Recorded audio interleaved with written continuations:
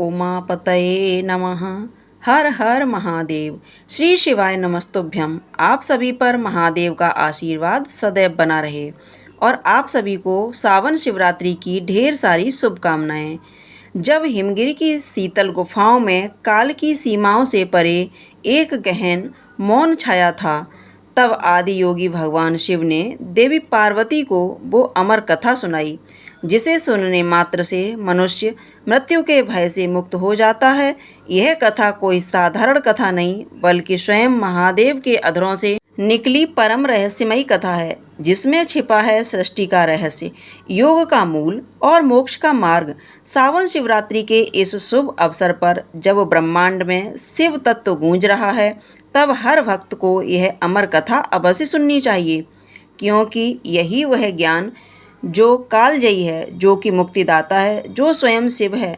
तो चलिए एकाग्र मन से भगवान शिव और माता पार्वती के उस दिव्य संवाद में प्रवेश करते हैं, जहाँ हर शब्द मोक्ष का द्वार है और हर वाक्य आत्मा को शिवमय बना देता है। एक प्राचीन कथा के अनुसार एक बार भगवान शिव वन विहार के लिए गए हुए थे।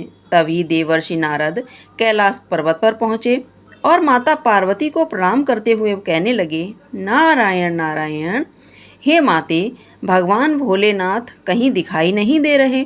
तब माता पार्वती ने उत्तर दिया कि देवर्षि, वे अभी वन विहार के लिए गए हुए हैं, कुछ समय बाद आने ही वाले होंगे।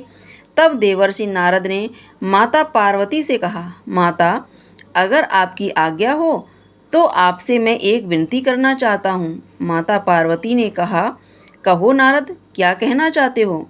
तब देवर्षि नारद मुनि बोले, हे माता पार्वती, तीनों लोकों के पालनहार भगवान शिव तो अमर हैं, लेकिन आपका कई बार जन्म हो चुका है, उन्होंने आपको कभी अमर कथा नहीं सुनाई। इसका क्या कारण है?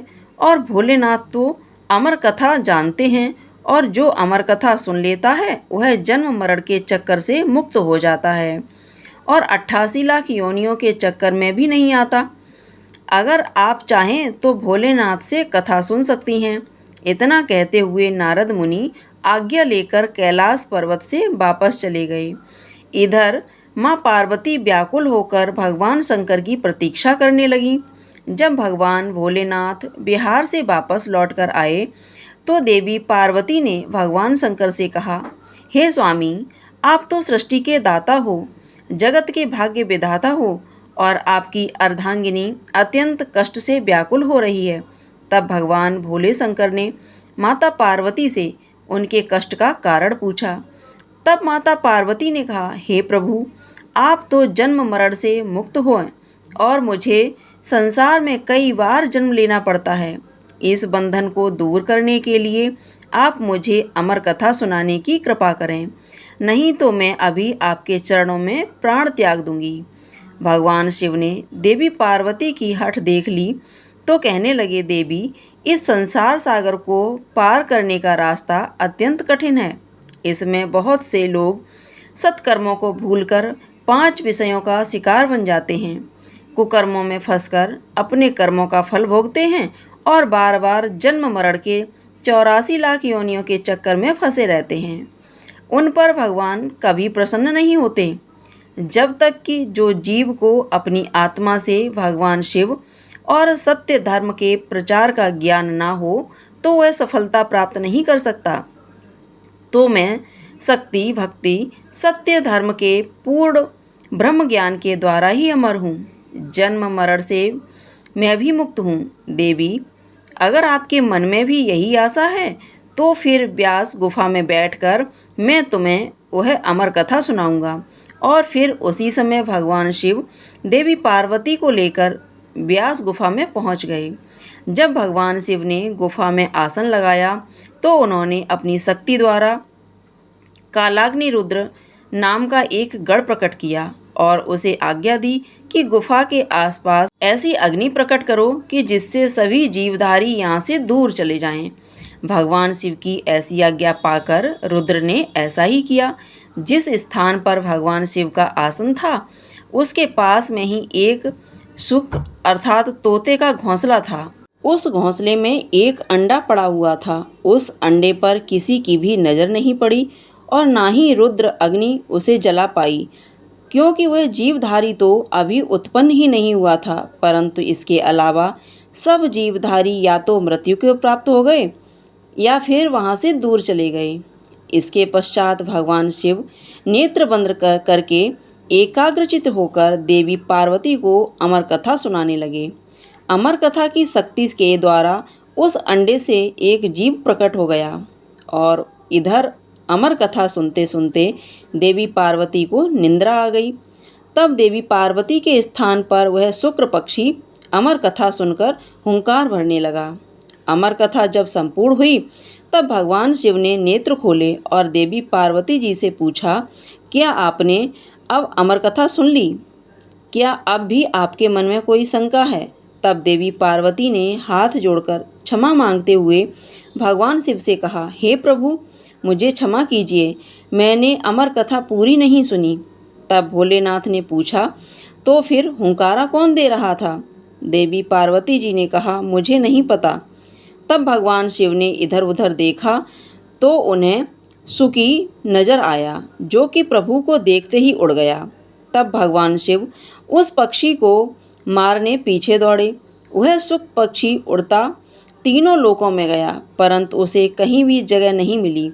उस समय श्री वेद व्यास जी की धर्मपत्नी अपनी कुटिया के आंगन के सिर के बालों को सुखाते हुए जमाई ले रही थी। तभी वह सुख पक्षी उनके मुख के द्वारा उनके उदर में प्रवेश कर गया। भोलेनाथ रूप बदलकर वहां पहुंचे और जाकर उन्होंने ऋषि की पत्नी से कहा, देवी, लाओ हमारा पक्षी वापस करो। ऋषि पत्नी ने कहा, महाराज देख लो, हमारे पास तो कोई पक्षी नहीं है। तब भगवान शिव कहने लगे, वह पक्षी जो अभी अभी तुम्हारे पास आया है और अभी भी तुम्हारे पास है, सिर्फ अपना स्वरूप बदलने के लिए वह तुम्हारे गर्भ में आलोप हो गया है। जब ऋषि पत्नी नहीं मानी तब भगवान शिव ने वेद व्यास जी से कहा कि अपनी पत्नी के मुख द्वारा हमारा पक्षी इनके पेट में चला गया है। आप अपनी पत्नी से पूछ लो, उसके पेट में हमारा पक्षी गया है कि नहीं। तब वेद व्यास जी ने अपनी पत्नी से पूछा कि तुम्हारे पेट में कोई पक्षी गया है क्या? व्यास मुनि की पत्नी कहने लगी, नहीं, मैंने तो किसी भी पक्षी को नहीं देखा, लेकिन प्रभु, ऐसा अनुभव होता है कि जैसे कोई जीट मेरे पेट में है। व्यास मुनि ने प्रभु से प्रार्थना की, हे महाराज, आपका वचन तो सत्य है, परंतु स्त्री के गर्भ से पक्षी भला कैसे निकल सकता है? इसका तो बस एक ही उपाय है कि इस स्त्री को मारकर उसके पेट से पक्षी को निकाल लिया जाए। भगवान शिव कहने लगे, इतनी सी बात के लिए भला इस स्त्री को मारने की क्या आवश्यकता है? इस नादान स्त्री पर तो हमें बहुत तरस आ रहा है।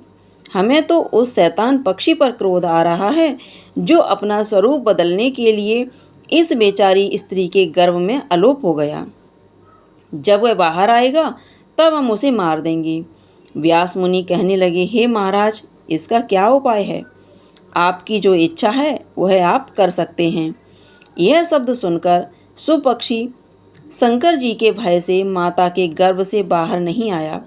तब त्रिलोक स्वामी भी वहीं बैठकर सुपक्षी के बाहर आने की प्रतीक्षा करने लगे। जब भगवान से प्रतीक्षा कर रहे थे तब संसार के सभी कार्य भी रुक गए। इस प्रकार तीनों लोकों में हाहाकार मच गया।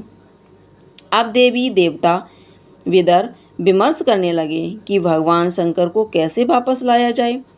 तब देवताओं से आज्ञा पाकर नारद जी व्यास मुनि के पास गए, शंकर जी के पास पहुँचे और जाकर प्रणाम करके भगवान शंकर से कहने लगे, हे डमरूधारी, हे त्रिशूलधारी, हे तीनों लोकों के पालनहार, हे महाकालेश्वर, हे नीलकंठ, हे भोलेनाथ, आपका यहाँ कैसे आना हुआ?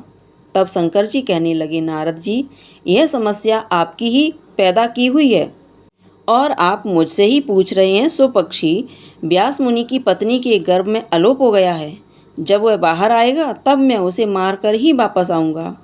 देवर्षि नारद ने कहा, प्रभु, आपका तो वचन है कि जो भी अमर कथा सुन लेता है वह अमर हो जाता है, वह जन्म मरण के चक्कर से भी मुक्त हो जाता है और यह सुख पक्षी तो आपसे अमर कथा सुनकर अब अमर हो चुका है। सो अब यह आपके भय से माता के गर्भ से बाहर भी नहीं आ रहा और बेचारी स्त्री को भी कष्ट दे रहा है। इसलिए हे भोलेनाथ, इस पक्षी को वरदान देने की कृपा करें, क्योंकि आपने अमर कथा सुनने वाले को अमर हो जाने का वरदान दिया है, और यदि आप इस सुख पक्षी को मार देंगे तो आपकी अमर कथा भी झूठी हो जाएगी। तब भगवान शिव ने उस सुख को अमर हो जाने का वरदान दिया और वे वापस कैलाश पर्वत पर लौट गए और फिर वहीं सुख व्यास जी के आयोजित पुत्र बने। गर्भ में ही उन्होंने वेद, पुराणों और उपनिषदों का ज्ञान प्राप्त किया और वह अपनी माता के गर्भ में 12 वर्षों तक रहे। तब वेद व्यास जी ने दिव्य सृष्टि से उनसे पूछा कि अच्छा पुत्र, तुम बाहर क्यों नहीं आ रहे हो? तब वे बोले, मैं माया के प्रभाव में कहीं पड़ ना जाऊं, इसलिए मैं बाहर नहीं आना चाहता। तब तक स्वयं श्री कृष्ण आकर मुझे आश्वासन ना दें, तब तक मैं गर्भ से बाहर नहीं आऊँगा। तब देवर्षि नारद जी वहाँ पधारे और उनके कहने पर भगवान श्री कृष्ण स्वयं आकर उन्हें आश्वासन देते हैं कि तुम्हें जन्म लेने के बाद भी माया स्पर्श नहीं कर पाएगी। तब कहीं जाकर सुखदेव अपनी माता के गर्भ से बाहर आए और उन्होंने अपने पिता से भगवत का पूरा ज्ञान भी प्राप्त किया और वहीं सुखदेव मुनि के नाम से विख्यात हुए। अमर कथा की एक और कथा प्रचलित है, जो कि भगवान शिव और अमरनाथ गुफा से जुड़ी हुई है। माना जाता है कि अमरनाथ गुफा में कबूतर का एक जोड़ा रहता है, जो आज भी अजर अमर है, क्योंकि उस कबूतर के जोड़े ने भगवान शिव के मुख से अमर कथा का रसपान किया था, जिसे एक समय देवी पार्वती के पूछने पर भगवान शिव ने उन्हें सुनाया था।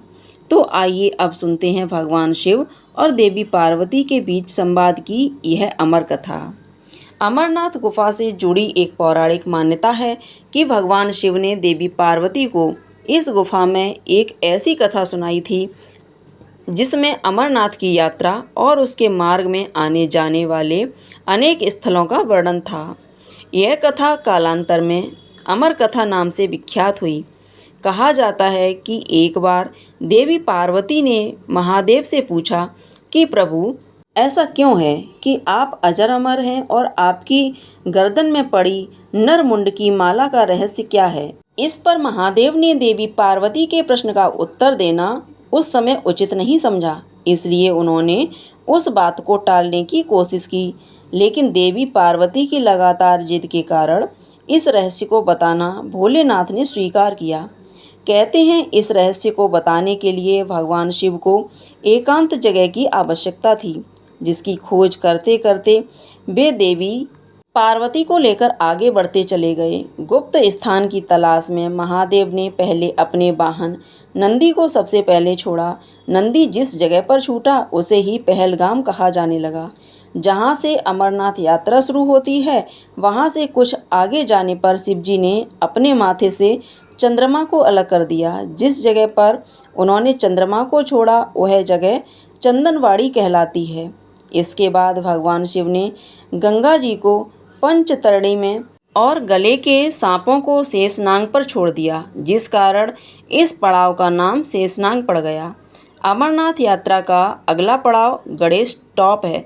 मान्यता है कि इस स्थान पर भगवान शिव ने अपने पुत्र गणेश को छोड़ा था। इस प्रकार इन सभी के पीछे छोड़ने के बाद भगवान शिव ने देवी पार्वती के साथ उस गुफा में प्रवेश किया। कोई भी तीसरा प्राणी इससे प्रवेश न कर पाए। इसके लिए भगवान शिव ने गुफा के चारों ओर अग्नि को प्रज्वलित कर इसके बाद महादेव ने जीवन के उस गूढ़ रहस्यों की कथा शुरू कर दी। कहते हैं कि कथा सुनते सुनते देवी पार्वती को निंद्रा आ गई थी। उस समय वो कथा वहाँ से 2 सफ़ेद कबूतर भी सुन रहे थे। जब कथा समाप्त हुई और भगवान शिव का ध्यान माता पार्वती पर गया तो उन्होंने देवी पार्वती को सोया हुआ पाया और महादेव की दृष्टि उन दोनों कबूतरों पर पड़ी।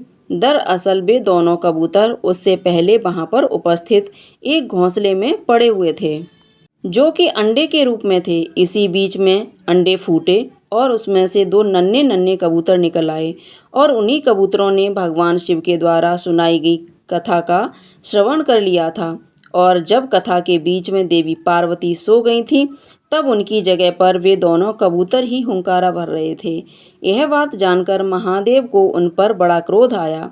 वे उन्हें मारने के लिए दौड़े। फिर वे दोनों कबूतर स्वयं ही महादेव के पास आकर बोले, हे महादेव, अगर आपने हमें मार दिया तो आपकी अमर कथा तो झूठी हो जाएगी, क्योंकि हमने तो आपकी अमर कथा सुन ली है। कहते हैं इस पर महादेव ने उन कबूतरों को वरदान दिया कि वह सदैव उसी स्थान पर भगवान शिव और देवी पार्वती के प्रतीक के रूप में रहेंगे। तभी से मान्यता है कि अमरनाथ गुफा में मौजूद कबूतरों का जोड़ा भगवान शिव और देवी पार्वती के प्रतीक के रूप में आज भी विद्यमान है। जो देवी पार्वती ने भगवान शिव की यह दिव्य कथा सुनी तो उन्होंने हाथ जोड़कर कहा, हे नाथ, यह केवल एक कथा नहीं बल्कि आपकी करुणा की अमर गाथा है। क्या यह यहीं समाप्त हो जाएगी? तब महादेव शांत भाव से मुस्कुराए और कहने लगे, हे देवी, यह कथा काल से परी है। यह उस हर हृदय की है जो सावन की शिवरात्रि पर सच्चे भाव से मेरा स्मरण करता है। जब कलयुग का अंधकार गहराएगा और लोग दिखावे की पूजा में उलझ जाएंगे, तब भी कुछ ऐसे होंगे जो प्रेम से ओम नमः शिवाय जपेंगे। उनके लिए यह कथा दीप बनकर उनके जीवन के अंधकार को हर लेगी। सावन की वह रात्रि जब जल, बेलपत्र और मन की शुद्धता से कोई मुझे पुकारेगा तो मैं स्वयं उसकी सुनूंगा, चाहे वह कोई भी हो। इस कथा को जो श्रद्धा से सुनेगा वह मेरे लोक की ओर अग्रसर होगा, पाप मुक्त होगा और जन्मों के बंधन से मुक्त हो जाएगा। देवी, यह कथा अब मेरी नहीं, उन आत्माओं की है जो प्रेम, आस्था और विश्वास के साथ मुझे अपनाते हैं। इस प्रकार अमर कथा एक वचन बनकर शिव भक्तों को आशीर्वाद देती है कि अगर भक्ति सच्ची हो तो भगवान स्वयं निकट आ जाते हैं। तो यह थी आज की कथा। सभी प्रेम से बोलिए, भोले शंकर भगवान की जय, माता पार्वती की जय।